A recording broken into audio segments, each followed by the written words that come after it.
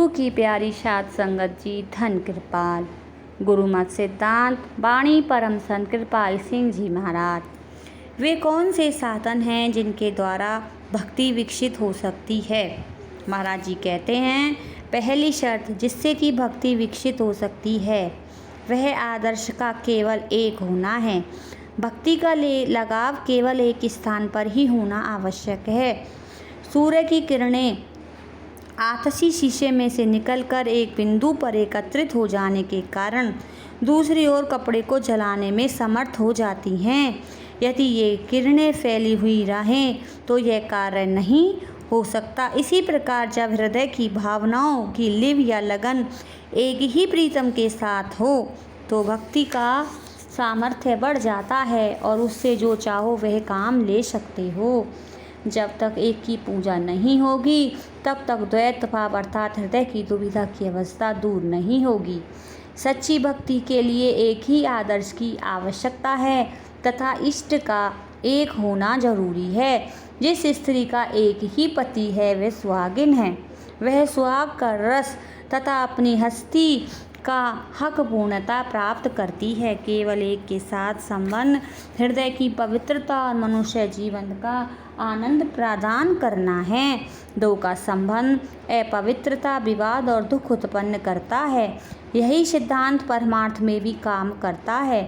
कबीर साहब उदाहरण देकर समझाते हैं कि पतिव्रता और व्यभिचारिणी एक ही मंदिर में रहती हैं। पहली अपनी पिया के रंग में पगी रहती है तथा घर की रानी है। दूसरे घर उदास फिरती है, उसकी कोई पहुँच नहीं है। पतिव्रता जिसका एक ही पति है अति सुखी है, पर जिसके अनेक पति हैं वह मन की मैली व्यभिचारिणी है। पतिव्रता व्यभिचारिणी एक मंदिर महिवास, वह रंगराती पीव के यह घर घर फिरे उदास। पतिव्रता को सुख घना जाका पति है एक, मन मैली व्यभिचारिणी जाके खसम अनेक। इसलिए गुरुवाणी में भक्ति के विकास के लिए इष्ट की एकता का बड़ा दृढ़ उपदेश है। उठते बैठते एक को ही जपो, एक की ही सराहना करो, एक का ही सुमिरन करो, एक को ही मन में बसाकर उसी के गुणगान गाओ। मन और तन से उस एक भगवंत को याद करो। भक्ति में एक से अधिक को हृदय अर्पण करना व्यभिचारी की क्रिया के समान निष्फल है। इष्ट देव को छोड़कर और किसी को दिल नहीं देना चाहिए, क्योंकि इसमें हृदय को शांति नहीं मिलती। दूसरी आवश्यकता सत्संगति की है। ऐसों की संगति होनी चाहिए जिनमें भक्ति की भावनाएं हों। खरबूजे को देख खरबूजा रंग पकड़ता है। संतों से भक्ति का रंग चढ़ता है तथा भक्ति के मार्ग में दृढ़ता प्राप्त होती है। महापवित्र साधु का संग जिस भेटत लागे प्रभु रंग। भक्ति भक्तों की बख्शिश है। जब उनका प्रेम प्राप्त हो जाता है भक्ति का रंग आ जाता है, पर उनके प्रेम की प्राप्ति प्रभु की दया से ही हो सकती है। उनकी संगति प्रभु की संगति है। उनकी मेहर और बख्शिश प्रभु की मेहर और बख्शिश है, क्योंकि प्रभु उनमें रहता है और वे प्रभु में रहते हैं।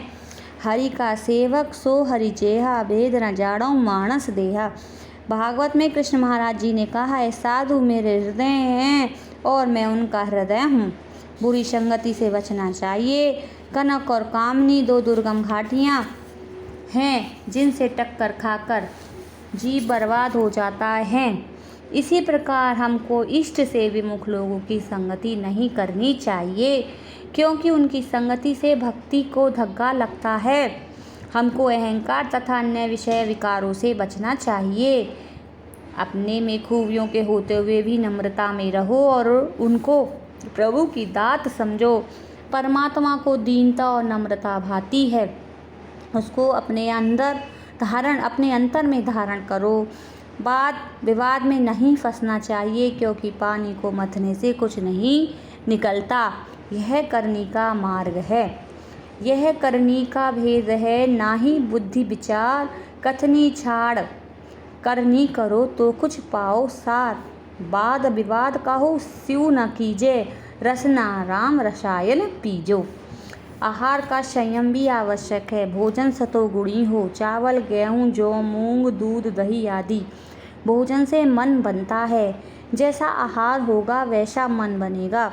यदि सतोगुणी भोजन करोगे, सतोगुणी विचार उत्पन्न होंगे। अगर रजोगुणी भोजन उड़द, चना, मांस, चर्बी आदि खाओगे तो मन चंचल होगा।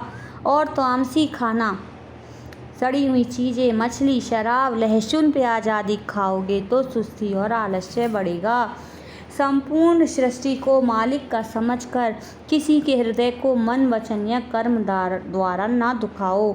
परमार्थ की पुस्तकों का पाठ, सदाचार, जप, सत्संग, संतों की संगति, अहिंसा, दया, तन और मन की पवित्रता, विश्वास का धारण करना, प्रार्थना करना, सब में उस प्रभु को देखना जिस प्रकार बीज से संपूर्ण वृक्ष बना है, हमको भक्ति की प्राप्ति में सहायक होते हैं। प्रभु के प्रेम में शिष्य सब कुछ अपने आप तक को भी भूलने लग जाए तथा धर्म मर्यादा के अनुसार रहे तो भक्ति का विकास होता है, नहीं तो विषयों विकारों में फिर जाने का डर है। जय कृष्ण।